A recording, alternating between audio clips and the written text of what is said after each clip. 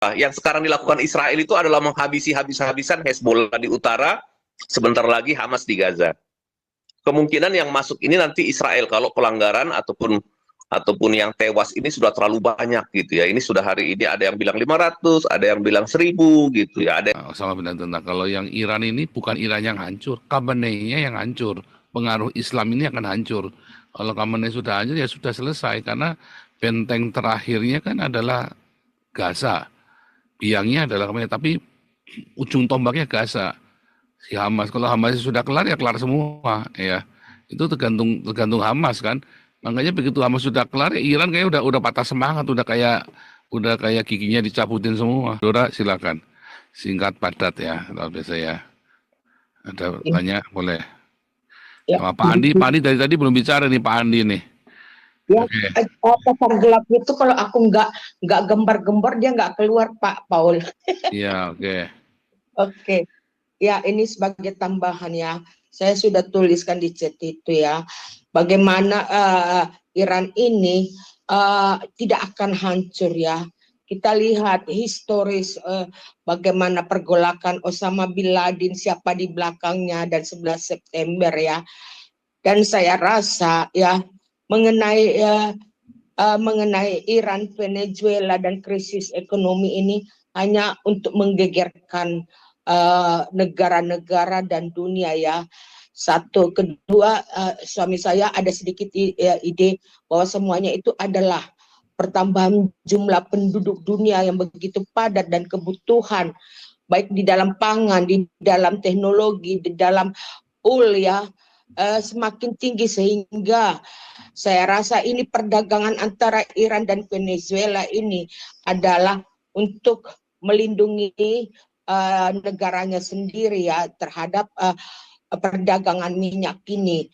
Ya, kalau kita lihat bagaimana Iran ini tidak akan hancur, kenapa saya katakan ya, karena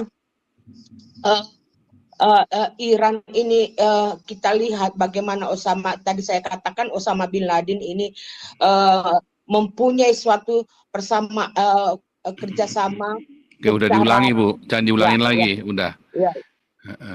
Jadi maksud saya ya seperti kata Pak Paul ya, memang akhirnya nanti Islam Laten ini yang akan mengakhiri Perang Dunia Ketiga, dan kalau menurut saya kira-kira itu dua periode 10 tahun 15 tahun lah kalau menurut saya ya, melihat situasi ekonomi, perdagangan, bisnis, dan jumlah penduduk dunia. Itu saja Pak Paul, tambahan dari saya. Oke. Ini Pak Andi mau bicara, Pak Andi? Oh, masih ini ya, lagi micit nih Pak Andi nih. Jadi Osama bin Laden sama Iran itu beda, saudara ya. Osama bin Laden itu di Afghanistan, Taliban. Dia ada nanti di Asia itu, ya. Osama bin Laden. Nah, kalau yang Iran ini bukan Iran yang hancur, Khamenei-nya yang hancur. Pengaruh Islam ini akan hancur. Kalau Khamenei sudah hancur ya sudah selesai karena benteng terakhirnya kan adalah Gaza. Biangnya adalah Khamenei, tapi ujung tombaknya Gaza. Si Hamas, kalau Hamas sudah kelar ya kelar semua ya. Itu tergantung Hamas kan. Makanya begitu Hamas sudah kelar ya Iran kayaknya udah patah semangat, udah kayak giginya dicabutin semua. Ini Ompong Toba masuk nih. Ompong, ini Ompong Toba ya? suara Pak Paul. Oke, merdu, lanjut. Ya, ini topiknya saya lihat tadi, tapi saya masih di jalan Pak. Jadi belum bisa. Jadi kita nggak jadi bahas ekonomi Orde Lama, Orde Baru, tapi kita masuk lagi ke Perang Dunia Ketiga ini ya, Rusia, NATO, Iran, USA. Oke. Yang Perang Dunia Ketiga nanti kita wait and see tentang Iran dulu ini. Iya, kita wait and see Pak. Nanti kalau sesudah itu baru kita bisa masuk ke sana. Jadi begini, Perang Dunia Ketiga ini, kalau menurut saya untuk kondisi sekarang ini tidak akan terjadi, ya. Tidak akan terjadi karena berbeda Pak Paul. Jadi kalau misalkan kita lihat, kita bandingkan dengan Perang Korea ya, kita bandingkan dengan Perang Korea dan Perang Vietnam. Jadi kalau kita lihat, jangan semata-mata melihat Irannya. Siapa di belakang Iran?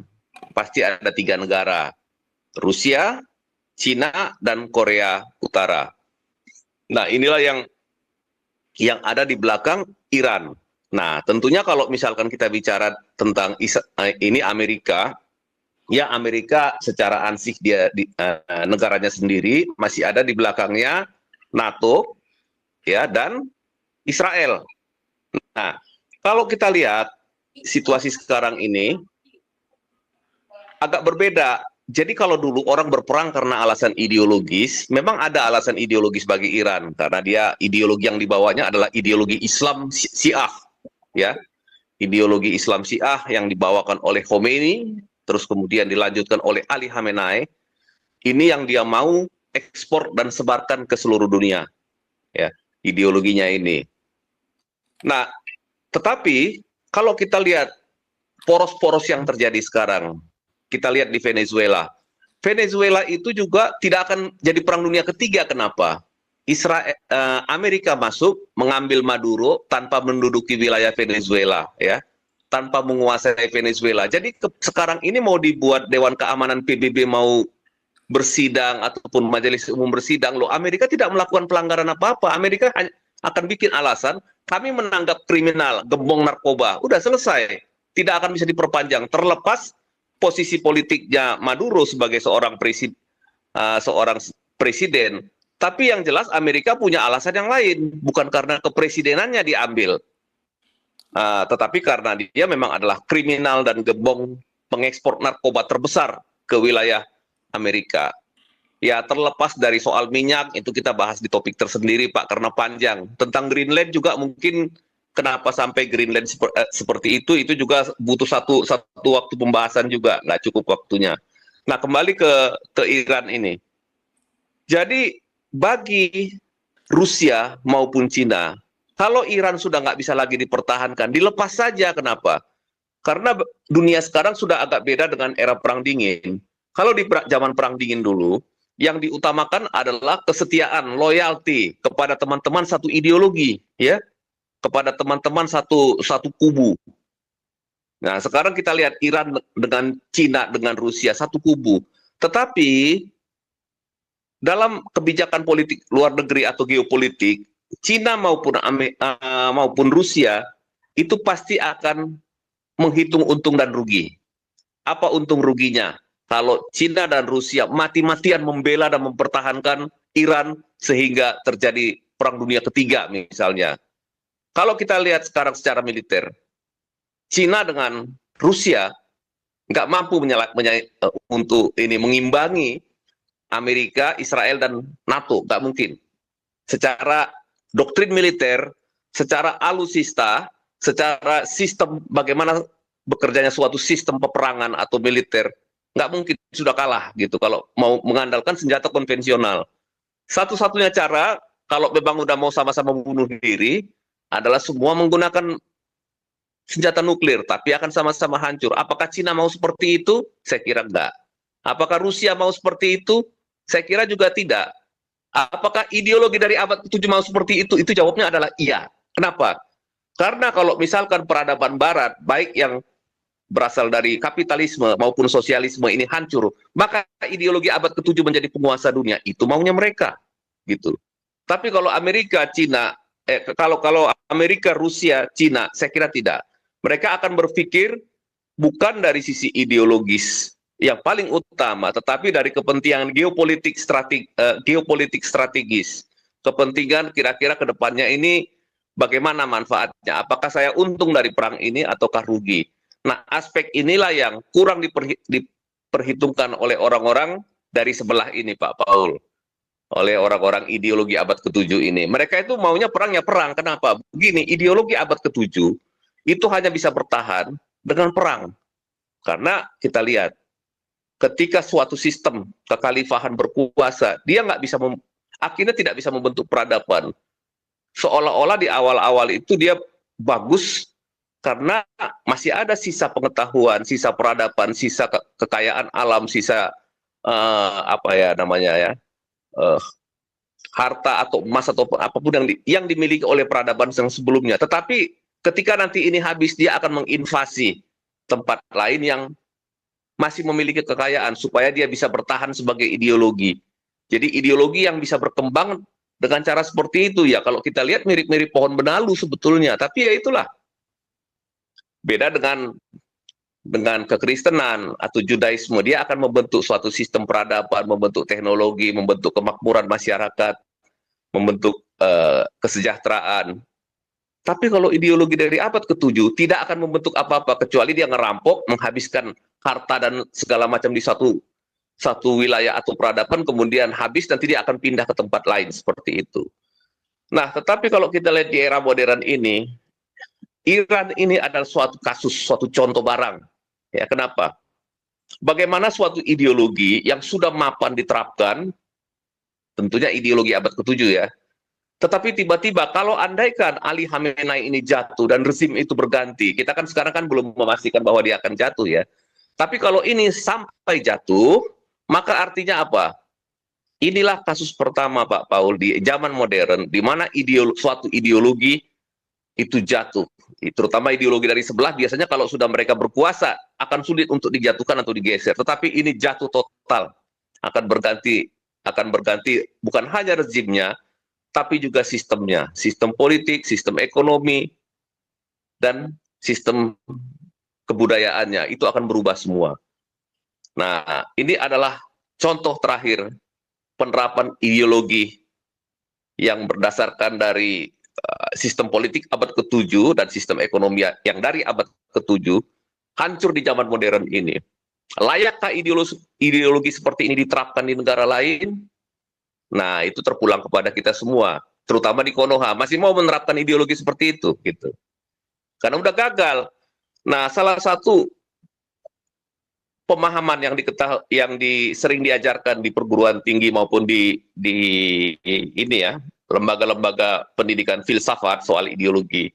Kalau suatu ideologi itu gagal mensejahterakan rakyatnya, kalau suatu ideologi yang diterapkan itu tidak bisa memberikan kebutuhan yang dibutuhkan oleh rakyatnya, maka ideologi ini akan hancur dan ditinggalkan. Mau dikatakan ini ideologi katanya dari surga, dari langit, ini akan hancur ideologinya.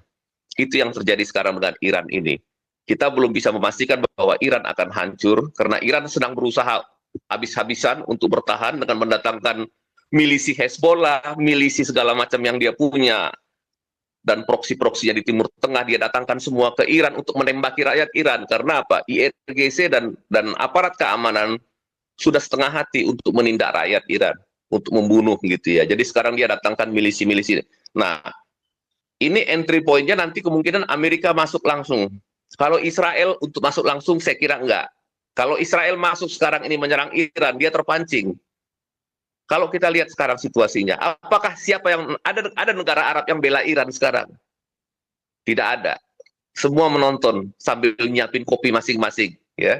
Negara-negara Arab, nggak ada yang mereka belain Iran. Kenapa? Karena musuh ideologis mereka juga. Nah, ini yang kita lihat sekarang ini ya. Jadi nggak ada. Tapi kalau Israel tiba-tiba menyerang, ini pasti yang Arab lain ini pasti akan membela Iran. Kenapa? Setiap yang memusuhi Israel adalah teman. Itulah adagium yang ada di otak ideologi ya para penganut ideologi abad ke-7 ini. Nah, cuman Israel akan nonton juga. Dia nggak akan berbuat apa-apa. Yang sekarang dilakukan Israel itu adalah menghabisi habis-habisan Hezbollah di utara, sebentar lagi Hamas di Gaza. Kemungkinan yang masuk ini nanti Israel kalau pelanggaran ataupun yang tewas ini sudah terlalu banyak gitu ya. Ini sudah hari ini ada yang bilang 500, ada yang bilang 1000 gitu ya, ada yang bilang lebih dari pengamat-pengamat hak asasi manusia ini. Jadi kita lihat solusinya bagaimana. Iran tetap akan berusaha bertahan ya dengan cara apapun. Ya, tapi kembali lagi Iran nggak akan bisa main bertahan begitu aja tanpa dukungan dari Rusia dan Cina. Sepertinya Rusia dan Cina sudah give up gitu ya.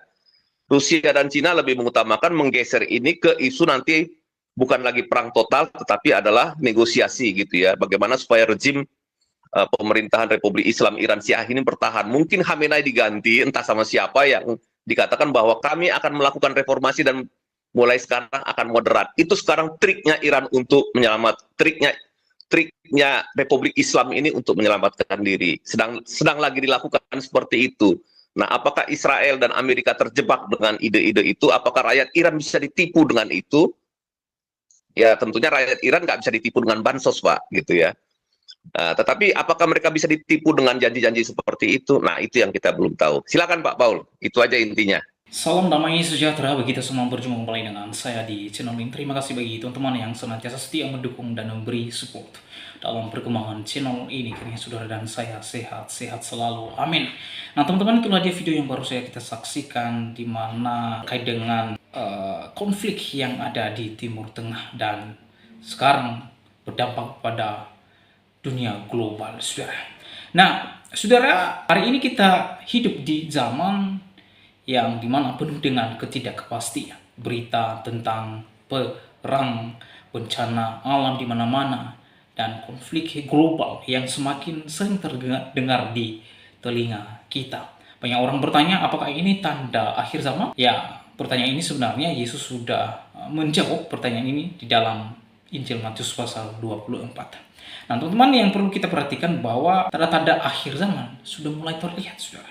Ya, sudah mulai terlihat. Yesus menggambarkan akhir zaman seperti kelahiran anak. Kesusahan datang bertubi-tubi, semakin intens. Ya, Matius 24 ayat 8. Apa saja tandanya? Yang pertama adalah perang dan konflik. Ya. Kamu akan mendengar tentang perang dan suara perang. Ya, Matius pasal 26. Lihat saja dunia sekarang, konflik di Timur Tengah, Ukraina, dan ketegangan global. Ini bukan akhir, tetapi ini hanya permulaan. Wow. Itu yang pertama. Yang kedua, bencana alam dan kelaparan. Nah, gempa bumi, banjir, dan kekeringan meningkat, saudara. Dalam Matius pasal 24 ayat 7, di Indonesia kita sendiri sering mengalami ini. Kemudian, penganiayaan. Ya, manusia akan menyerahkan satu sama lain ke dalam maut, ya, dan Injil akan diberitakan di seluruh dunia. Matius 24 ayat 9 sampai 14. Dan gereja banyak tempat ibadah umat Kristiani yang mengalami persekusi, tetapi Injil terus menyebar lewat internet dan misionaris. Ini sudah ada sejak abad pertama, tetapi semakin kuat menjelang kedatangan Kristus kedua kali.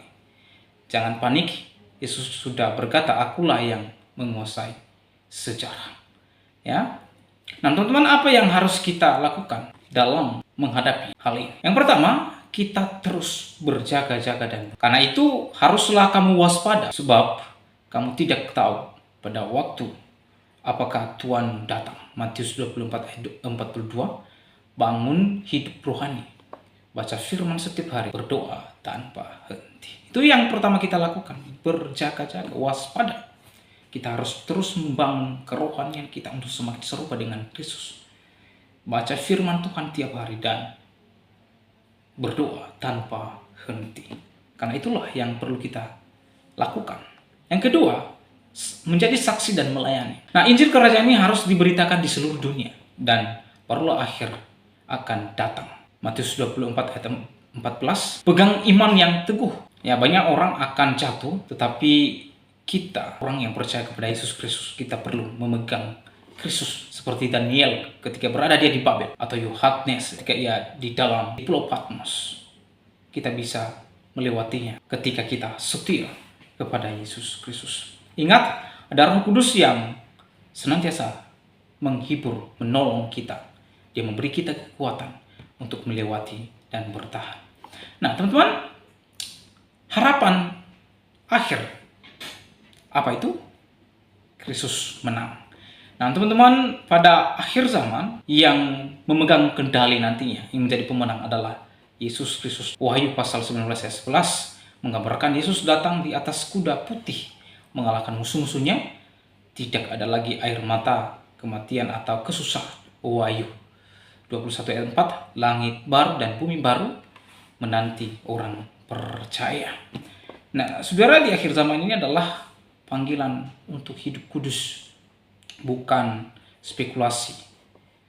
Seperti orang bijak menyediakan minyak dan untuk pelita, mari kita mengisi hidup kita dengan firman Tuhan, doa, dan Tuhan Roh Kudus yang terus menghibur kita. Nah, saudara, hari ini jika saudara dan saya belum yakin akan keselamatan, datanglah kepada Yesus Kristus, bertobat dan percayalah kepadanya. Hanya Dialah satu-satunya yang dapat menyelamatkan saudara. Itulah sebabnya di dalam Yohanes pasal 14 ayat 6, kata Yesus kepadanya, "Akulah jalan, kebenaran, dan kehidupan. Tidak ada seorang pun yang datang kepada Bapa kalau tidak melalui aku." Kisah Para Rasul pasal 4 ayat 12, "Dan keselamatan tidak ada di dalam siapapun juga selain di dalam Dia.